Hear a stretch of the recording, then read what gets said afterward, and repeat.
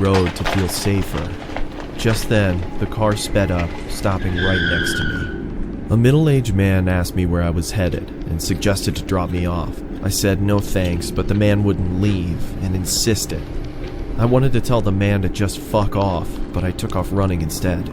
I heard a loud noise and at the same time felt something I can only describe as a sharp vibration hitting my flesh.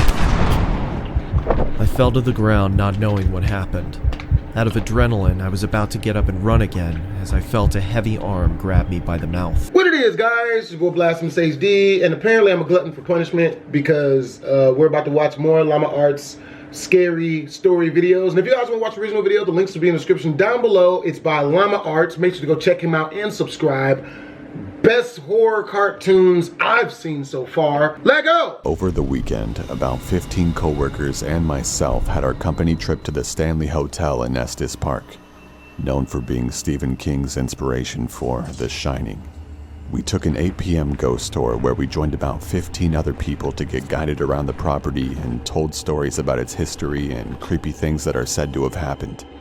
We were told to take a lot of pictures, I'm sure to try and capture orbs or ghosts. Many green orbs were caught in pictures, but I don't think anything is as creepy as this photo taken by my coworker. A little girl in a hot pink dress who was definitely not on our tour. And apparently, years ago, a young girl who was 12 to 13 by the name of Lucy was squatting in the basement of the concert hall, which is where this photo was taken. And she was discovered upon plans to begin some construction. She was forced to leave, and the night got below freezing. So she froze to death. Everyone on my tour has vouched that this girl was not on our tour.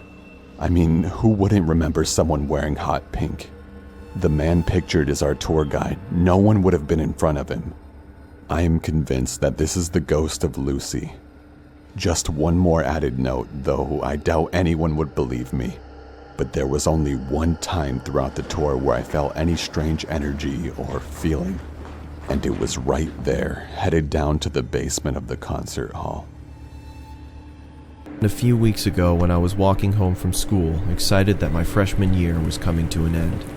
It was a Tuesday night when I was turning in my last essay for history. I left it to the last minute and the teacher actually made me complete it before I could go home.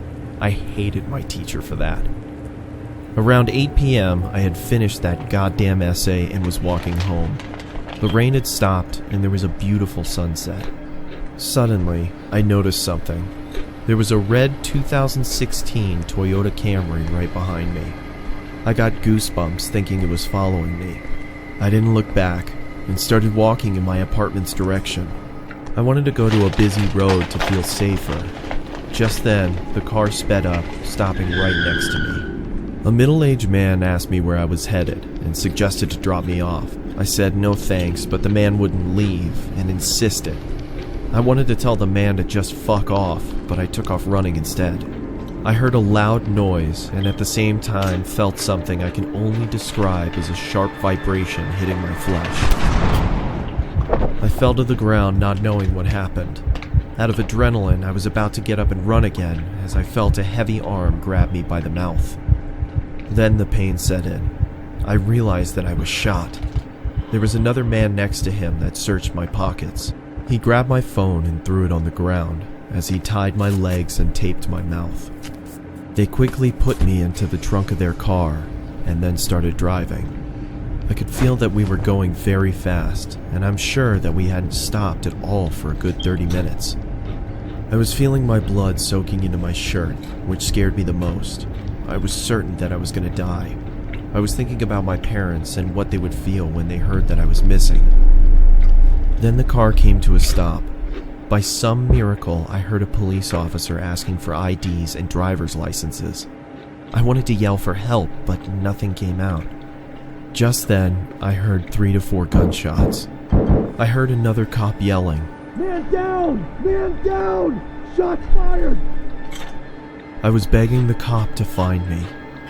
Then I heard the cop searching the car. I was feeling joy as my pain was growing worse. Seconds felt like hours. The officer then opened the car's trunk and suddenly started firing at me out of a fight or flight response. Thankfully, The bullets missed. The officer quickly caught up to the fact that I was kidnapped and injured. Really? That's what's good in the streets? Oh man, he's tied and bound in this trunk. Well, it's obvious he's one of them, like yesterday. Called for backup immediately, and it arrived in minutes. They placed the injured officer onto a gurney and drove off in an ambulance. Finally, when the scene was safe, they called another ambulance for me. I woke up in the hospital. The news media was everywhere. I was fine after a few days, but later learned that the officer that was shot didn't make it. I don't know if those men are still alive or rotting away in a prison for killing an officer.